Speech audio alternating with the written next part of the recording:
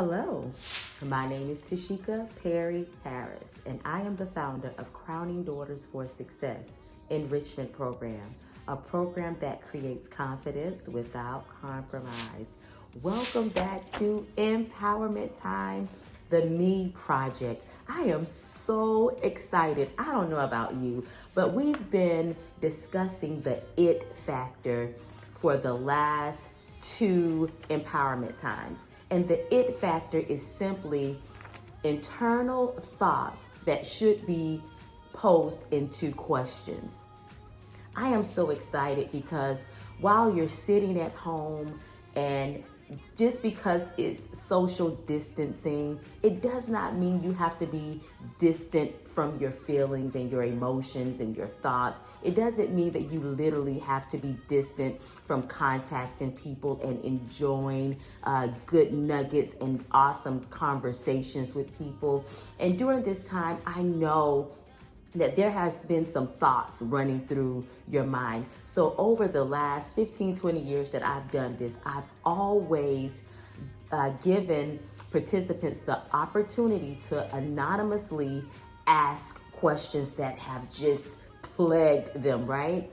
And so what I did when I authored the Dressing My Inner Beauty Journal, I asked community leaders that I truly believe in, who has demonstrated responsibility and productivity and positive influence around the world. I've asked them to collaborate with me and answer some of these questions. So today is our last phase, and I tried to choose the top questions that I thought would benefit you the most. So let's get right into the it factor questions and answers.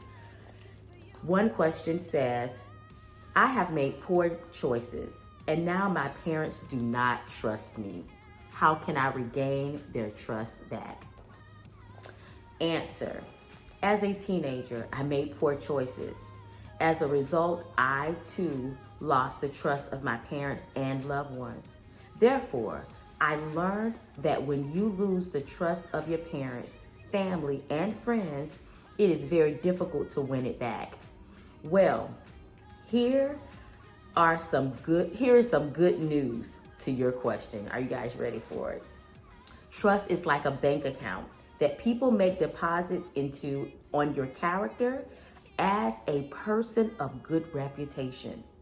That account of trust you have established with your parents should be considered very valuable. Your personal choices should be based on how much you value your parents' trust. Otherwise, you will lose all the trust that they have placed in you. You empty that trust account you have gained to this point. To regain that trust account, you would have to be tested over time. So be consistent, truthful, reliable, and accountable. Your parents will observe how you go through various tests, such as following their rules and expectations. When your parents see that you stay steady, they will make a deposit into your trust account. Oh, I love this. Let me share some keys to remember. Be a person of integrity and do what is right even when no one is watching. Prove your reliability so that your parents will place additional deposits into your account of trust. Trust holds a great value that you do not want to violate. And it says a lot about your character and your good reputation. Furthermore, trust and reputation is easier kept than regained. So try to keep it. And this is not just for parents. This is for teachers and mentors or anyone that you feel like you have disappointed because they've lost trust in you. You can use these pointers. And this answer was submitted by Rose Young. She is a youth mentor, a certified addiction counselor, and co-founder of the Southwest Florida Youth Empowerment Project. All right, let's get into another question. This question It says, I sometimes feel alone and left out. It's hard to see the good when you are dealing with so much bad. How can I deal with these negative feelings? Wow, very good question. My advice would be to listen to a quiet voice within you that so desperately wants to be heard by you. That voice tells you, I've got your back. That voice tells you, I know you can make it. That voice that tells you, you are more than what you are surrounded by. I want you to know that negativity is going to be there, but you have to push through the negativity to get to your purpose. Begin to ask yourself better questions such as, what is my purpose? Who can I help? What service can I provide? Most of all, listen to that small voice inside of you that will answer these questions. I love these answers. The above answer was submitted by Ebony Sims. She is the author of Attitudes of Gratitude. Right? Why is what I listen to and watch a major concern? Isn't media and music just entertainment? It's a pop culture question. What you listen to and the images that you see are very important. Most people do not understand that the mind is not fully developed until the ages of 21 to 24. Your mind and senses are very impressionable and easily influenced by what you see and what you hear. We start mental habits and ways of thinking by observation. You may not act on the very thing you see or hear. However, what you see and hear does affect how you act or behave. Our choices begin in the mind. We think on the action before we act on it. If all you have swarming through your mind is inappropriate images and words, it is a great chance that your actions will coincide, mimic those things.